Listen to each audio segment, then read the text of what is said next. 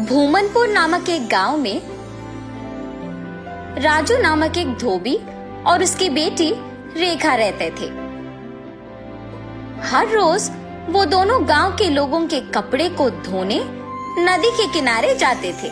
वहां वो कपड़े धो के सुखाते थे और तब सूखे हुए कपड़ों को उनके घर ले जाते थे। राजू उन कपड़ों को इस्त्री करता था और रेखा इस्त्री किए हुए कपड़ों को तय करती थी।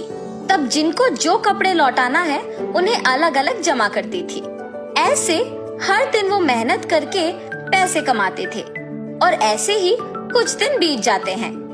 एक दिन नदी के किनारे जब राजू अपनी बेटी के साथ कपड़े धो रहा था, तब एक भूत उन्हें देखना शुरू करती है।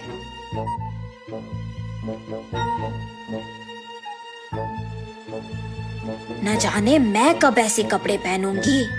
ऐसे उन कपड़ों के पास जाकर उन्हें पकड़ने की कोशिश करती है, लेकिन उन्हें पकड़ नहीं पाती है।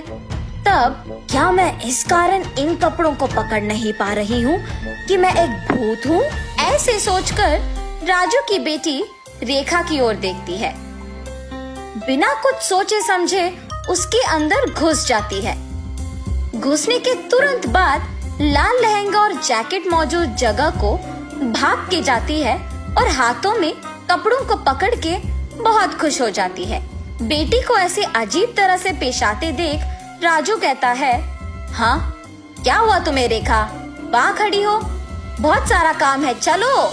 लेकिन रेखा में भूत घुसने के कारण वो कुछ नहीं कहती है। तब राजू उसके पास जाता है। रेखा गुस्से से अपने पिता की ओर बड़ी आंखों से और लंबी नाखून के साथ देखती है। उसे ऐसे देख उसके पिता डर जाते हैं। पापा, मुझे ये अच्छा लगा है और मैं यही पहनूंगी, ऐसे कह के वहाँ से चली जाती है। रेखा को ऐसे देख उसके पिता डर डर के घर धीरे से सारे कपड़े लेके पहुँचते हैं। तब तक रेखा वहाँ उसको जो कपड़े पसंद आए वो सारे पहन के तैयार होती है। अपने आप को वो सुंदर कपड़े पहने हुए आईने में देख बहुत खुश हो जाती है। हम सबको वो दिखने में रेखा थी, मगर उसको उसकी असली रूप एक भूत के ही रूप में दिखती थी। और ऐसे ही हर रोज आए हुए कपड़ों में अपने पसंदीदा कपड़े चुनकर उन्हें पहन के तैयार होके अपने आप को आईने में देख खुश होती थी। दिन प्रतिदिन उसका तैयार होने की चाहत बढ़ती जाती है। राक्षस की तरह अपनी बेटी का व्यवहार देख राजू परेशान होता था, मगर अपनी बेटी की सच्चाई को किसी से कह भी नहीं पाता था, और अगर कहा भी तो वो ये सोच के डर जाता था कि उसका नतीजा क्या होगा। एक दिन जब गांव के जमींदार राजू को धोने के लिए कपड़े लेने के लिए बुलाते हैं, तो राजू वहां जाता है। कपड़े लेके जब राजू वापस घर पहुंचता है तो सारे कपड़े बाहर निकालता है।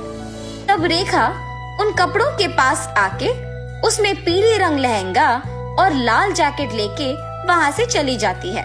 जब राजू को कपड़े लौटाने का समय आया तो वो देखता है कि उसमें पीली लहंगा और लाल जैकेट नहीं है। तब वो सोचता है कि जरूर ये रेखा के ही पास होगा। रेखा के कमरे में जाके देखने पर वो उन्हीं कपड़ों में तैयार होके आईने के सामने खड़े होके अपने आप को देखते ही रहती है। आईने में भूत का डरावना चेहरा देख राजू डर के मारे चिल्लाता है, हाँ? तुम यहाँ क्या कर रहे हो? राजू उसके ऐसे पूछने पर कांपते हुए कहता है, अम्मा, आपने जो कपड़े पहना है वो जमींदार की बेटी की है। इनको आज उन्हें लौटा देना है, कृपया उन कपड़ों को दे दो। हाँ? क्या? कपड़े? बिल्कुल नहीं दूंगी, जाओ यहाँ से। ऐसे कपड़े उनके पास बहुत होंगी, अगर आप अभी इन कपड़ों को वापस कर देंगे तो और भी कपड़े लेके आऊंगा।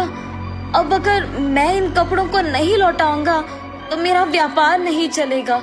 मैं हाथ जोड़ के विनती करता हूँ, वापस कर दो, तुम मेरी बेटी नहीं हो।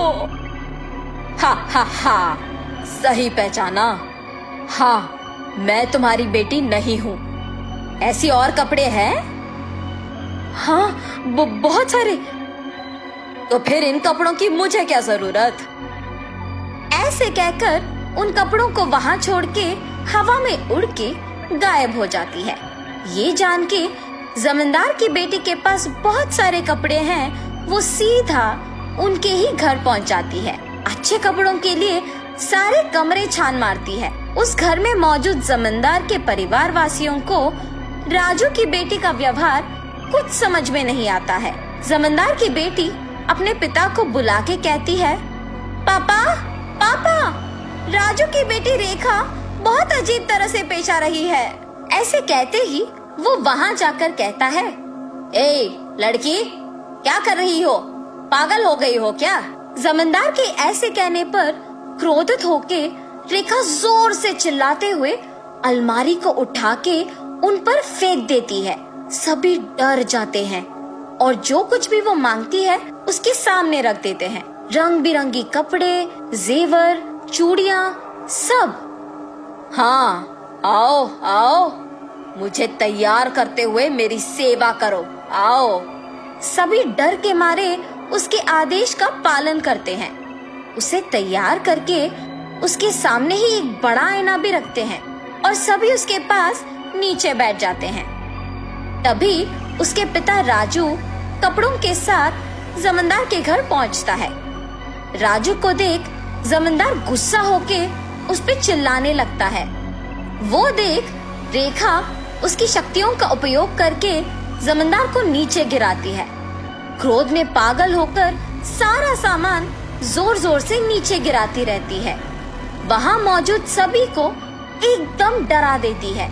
एक स्वामी जी ये सब नहीं देख पाते हैं और जमींदार के घर पहुँच जाते हैं। सीधा रेखा के पास जाकर उस पे गंगा जल डालते हैं। कुछ मंत्रों का प्रयोग करके रेखा से उस भूत को बाहर लाके उसे एक बोतल में बंद कर देते हैं। भगवान के रूप में आकर आपने मेरी बेटी को बचाया। उस स्वामी जी का धन्यवाद करके जमींदार से भी माफी मांगकर वहाँ से चले जाता है।